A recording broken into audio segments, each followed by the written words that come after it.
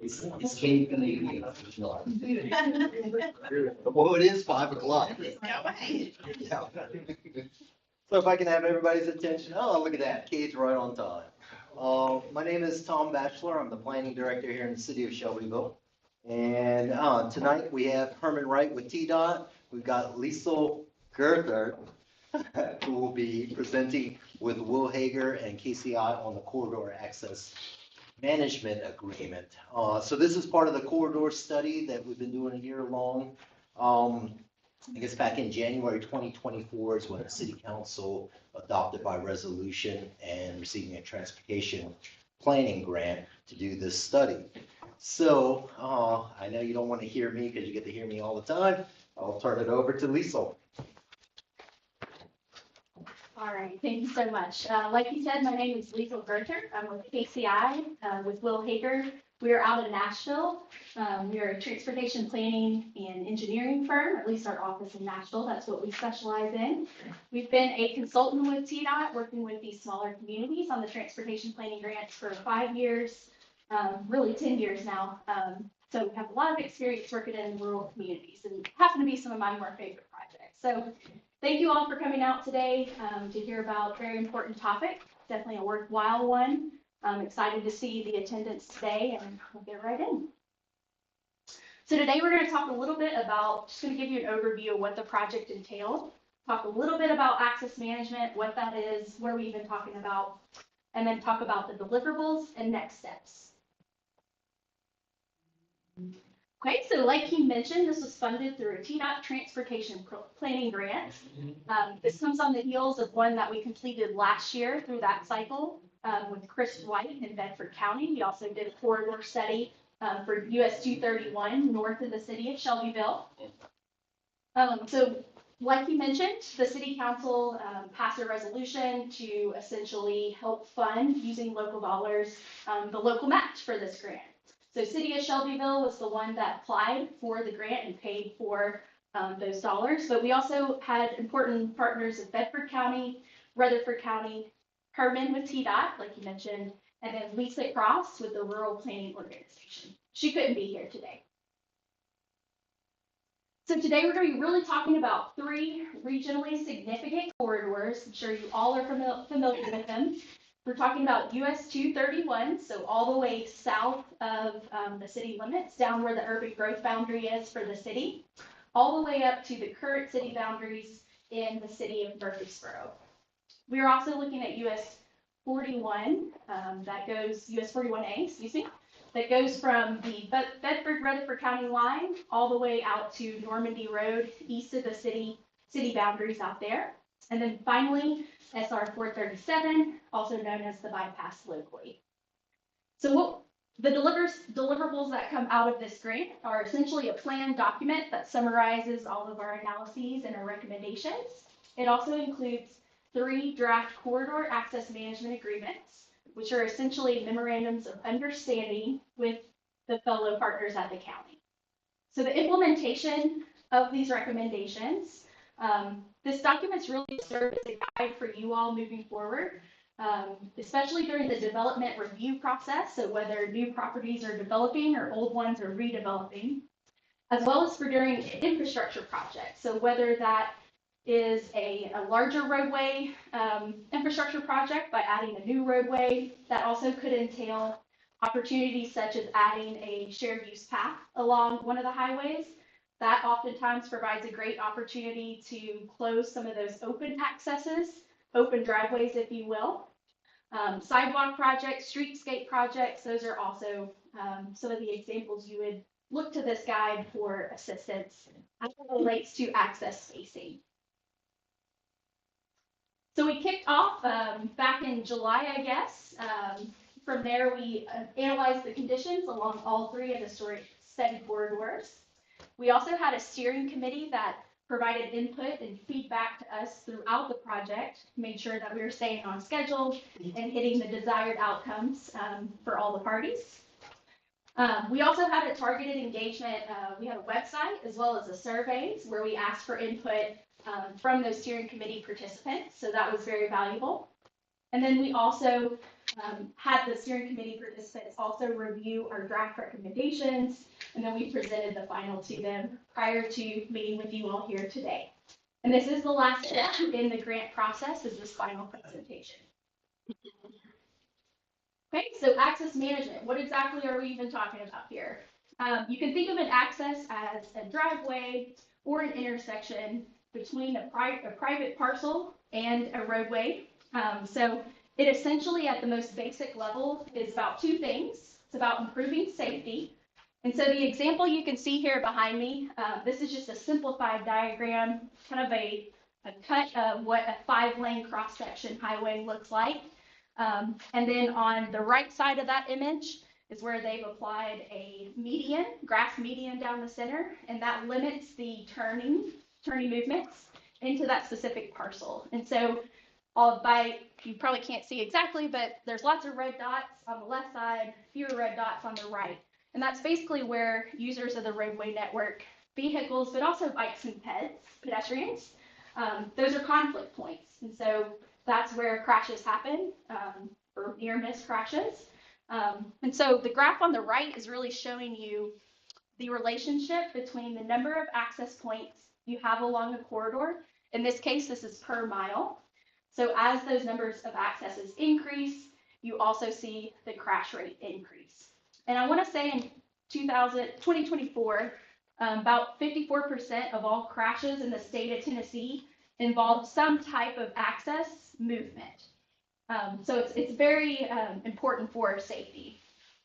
But not only for safety, it's also important for operations, or the capacity, the throughput, so the numbers of cars that you can get through a corridor. It's also really important for that. So the photo on the left, this is out on Madison Street, east of town, and you may be able to see, but all the little curb cuts for the driveways all along there. So when you think about throughput, folks are having to turn at all those intersections. It's reducing the capacity, or how many vehicles can flow freely through that portion of the corridor. The graph on the right, again, this is on a per mile basis, but it's just simply showing the relationship between the number of traffic or signalized intersections or driveways. Essentially, don't have to tell you this, but the more you have in a mile, the slower that travel time is going to be along the corridor. So those are two very important outcomes, and the value of access management is improving safety, but again, preserving that corridor operations that you currently have. So the way that you implement access management is you basically control or manage those driveway locations or intersections as well, but the location, the spacing of them, so the more dense access points you have, again, think back to the increased crash rates. Specifically for this project, what we heard through the steering committee was that it was really of most interest was medians. So using medians as a way to help manage the flow and the safety along corridors. Good example there is on US 231 there in front of the distillery. They have that nice grass median in the center. And there's pros to that from an access management perspective. Okay, so essentially what a corridor access management agreement is, it's a type of management agreement between multiple jurisdictions, and it's really based on a shared long-term vision and understanding of the value that access management provides, not only for your jurisdiction, but regionally as well. And that vision essentially is about marrying those land use or community goals with transportation needs. And it's certainly a balance and almost an art, if you will, to find that sweet spot between providing the right street in the right place, as well as your community goals that you want to achieve in your jurisdictions. Yes, sir. Madam Post. Yes, sir. But we're live streaming Yes. and they cannot see you. Okay. Sure. I apologize. No, thank you for reminding me. I am a roamer, so keep me on there. Okay. All right, so the deliverables. We're going to walk a little bit through what is included in this document. Consists of 8 different chapters. There's one appendix that documents the input that we had through our engagement process. And then the second appendix is those corridor access management agreements. And I'll pause there and mention that there is a corridor, a CAMA, if you will, for each individual corridor for a total of 3. So for example, the Rutherford County, they don't really have skin in the game for the bypass, for example. So they wouldn't need to sign that CAMA, but they are encouraged to sign the one for US 231. So I did want to make that clear that it's individual agreements for each study corridor. So the first chapter is really just the introduction, detailing what the report, how it's organized, kind of what I've already told you about the process, who was engaged, those types of things. These are 4 access management goals that really, I would say, summarize our conversations and the input we received through those steering committee meetings. And those goals are to support land use visions and community goals through access management standards, coordinate with partners effectively, so both neighboring jurisdictions, but as well as with TDOT, balance regional mobility with local accessibility, so thinking towards your ability to travel within 30 minutes from downtown Shelbyville, kind of finding that right balance between being able to easily get up to Murfreesboro, as well as ensuring that you have the right access provided to local parcels. And then finally, enhance safety by minimizing conflict points. The second chapter is really an overview, kind of again, what I just explained to you all. It hits on access management, what corridor management agreements are, as well as what TDOT currently does with access management along state routes. The way they implement this access management is through several manuals. There's a driveway entrance manual that they utilize, and they also just rolled out this new, it's called the Highway System Access Manual. And it's a new kind of part of TDOT. They're kind of reorganizing in how they deliver projects. And this is one of the guidance manuals that they rely on and encourage local jurisdictions as well to rely on. Okay, so fundamentally at the core of all of this, you all may know about functional classification. So you have your arterials, your collector streets, and your local streets.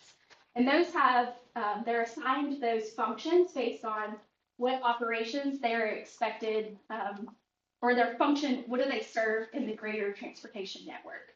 So originally, it was engineers would look at rural and urban context, but as we know, it's not so black and white along these corridors. And so at the national level, I'd say about 2015, 2018, there was really this national movement to expand those contexts and be more responsive to the different place types that we have along our corridors and to serve those various transportation users. So they call that context classification, essentially. And it's a layer that's added on to the functional class. And that is basically a way to better tie those land use goals with your transportation goals. Again, you're trying to provide the right street in the right place. So there's 5 of them. Let me slow down here. We have an urban core. That really reflects Shelbyville's place type here in the immediate square. So it's not super relevant to our corridors as our corridor kind of circumvents the downtown. So we don't have any urban core place types in our study. However, we do have urban, suburban, rural town, which is kind of like Unionville, for example. And then you also have rural and natural areas. The way you identify these context classes is for the existing. We look at the block sizes in terms of the street network, parcel sizes, land uses, densities, how far are the buildings set back currently from the roadway. And so we use that guidance to identify those existing contexts. The future context classifications, which our study relies upon, that was identified by looking at you all's land use vision, your long-term land use visions, and lining those up and making sure that those context classes are what you all are looking at on the land use side to develop. And so based off of these context classifications, what we did was we assigned spacing minimum. So what I mean by that is between 2 driveways, for example, in a rural context, throwing a number out there, but maybe it needs to be 200 feet apart at a minimum. I should also state that these are aspirational. So in downtown Shelbyville, it's going to be a lot more difficult to meet those minimums. However, there are kind of deviation processes for that and ways to, again, address those issues as they come up. Okay, so these super tiny little graphs, this is essentially showing you that on the rural side, you're going to have a higher target speed for your vehicles, whereas it's going to be decreasing as you go towards the urban core, thinking about more driveways, more people walking and biking, whereas out in the rural areas, you don't expect as much as that. It's also similar for mobility. Mobility, I mean, again, in how short of a time can you access Franklin or Murfreesboro? That's considered mobility. So you do expect your mobility to increase as you move away from your downtown core. In regards to access, it's the opposite. So you're going to have fewer accesses out in the rural areas with more accesses at your urban core. Chapter 3 of the plan, what we did, again, since it formed the basis of our recommendations, are those land use visions. So we went to all 3 jurisdictions' guidance documents. And I think the good thing is what we found was that those visions all generally align, which we were a little bit surprised. That doesn't always happen. But overall, the visions for land use really align. I think the one area that there may be some incongruencies, if you will, or potential for deviation is probably the bypass, but I should say that both jurisdictions strongly recognize that that should be an access managed facility, recognizing that that's what it was built for, was essentially a bypass, so for higher mobility to make it around the town center. But I think there are maybe some differences in the intensity and maybe the types of development that may be envisioned for that corridor. Okay, so then each corridor gets its own chapter in our report. So again, we looked at the existing conditions along these corridors. We looked at the traffic. We looked at the crashes from the last 5 years to get a crash per mile factor. We also mapped in every single individual access point along the corridors. So you have a access point per mile broken down by segments for each of these corridors. And then finally, as part of this chapter, we identify those future context classifications that I was just mentioning. And again, those are tied to those minimum spacing aspirational recommendations, specifically for intersections, driveways, offset access points. So that could be intersections or driveways that don't align, but they're a little bit offset. Those can create conflict and operational issues. And then we also tied those to median openings. This is a super tiny table, but really the point is to show kind of how we've broken it down, again, by context for these various elements. The image on the right is just to kind of show an example. I just picked a random parcel along a corridor, just for sake of example, to show you how you would use this document or these minimum spacing guidelines as a property develops. So you can see here, we've applied the full driveway, about 660 feet or greater between the next driveway. So I called that out there on the map there by the hollow yellow arrow. That, according to the standards, would only be a right in or a right out into that new development. Again, thinking towards minimizing conflict points for safety and operations. And then I should say as well, we didn't hit on this in detail in this study, but cross-access is also a very important part of access management and building kind of those redundant roadways that are adjacent to those main corridors. That's also an important part of removing some of the traffic, some of the local traffic from the through roadway. Okay, so chapter 7, this is really a summation, generalize these very much so for sake of the presentation, but we do have programmatic supportive recommendations, and those are categorized into 3 different buckets. Planning, so formalizing access management standards, whether that's in your ordinance or your subdivision regulations, updating necessary planning documents and regulations as well.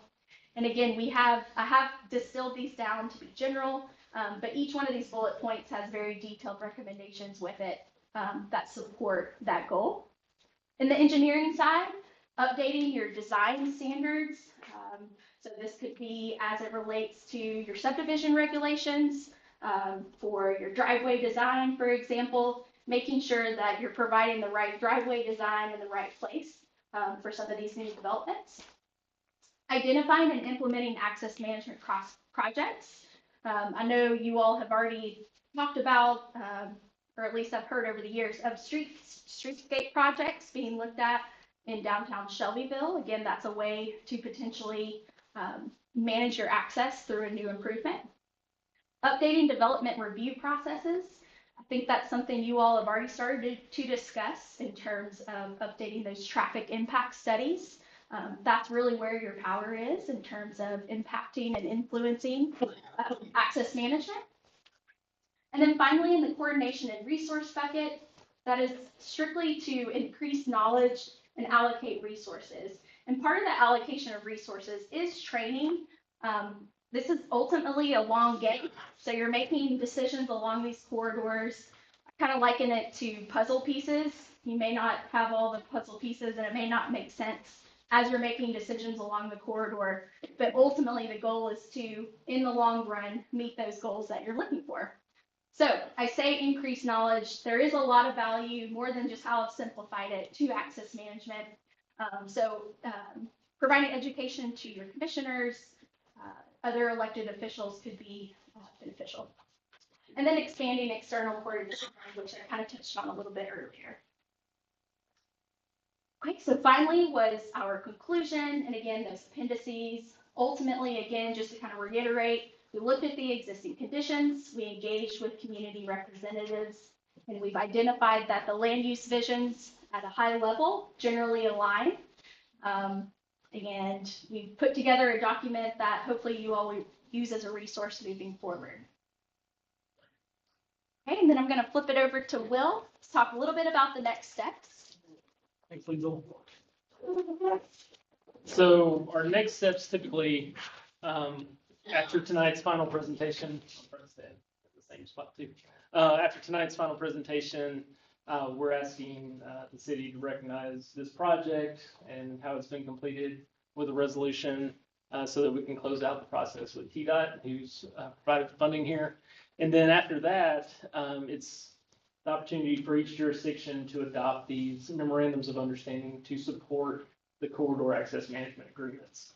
That just is an agreement that we're all going to work together to abide by these policy recommendations and these processes and make sure that these very important facilities are preserved going forward for their capacity, the safety improved, and that your local land use goals can be supported from them. So very important. There's no rush on that part of it. We want everyone to be informed and understand what you're working toward. We're here as support. Tom has our number, and so does the city attorney. So happy to help any way we can beyond this contract. So don't hesitate to reach out if we can be of help. I'll also say, we were discussing this a little bit earlier as well.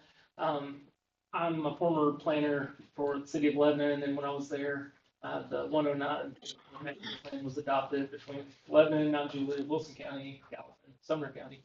And in recent months, there's been much better support and coordination from our TDOT partners. So they're really happy to see that progress forward and improve as the years go on. And if you've taken that corridor from 840 up to 65, you can see where access management is performing well, and you might see some areas where it could be better.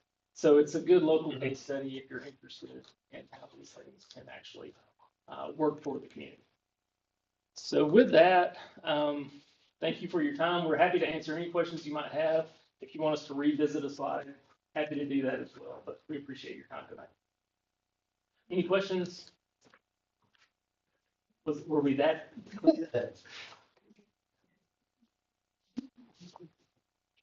Anything from you? No, I'm Okay. good. All right.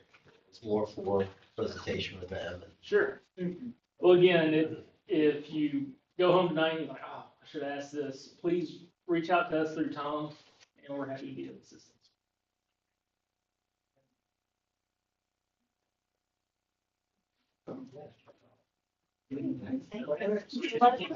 I'm your truck. Well, I didn't bring any food, so.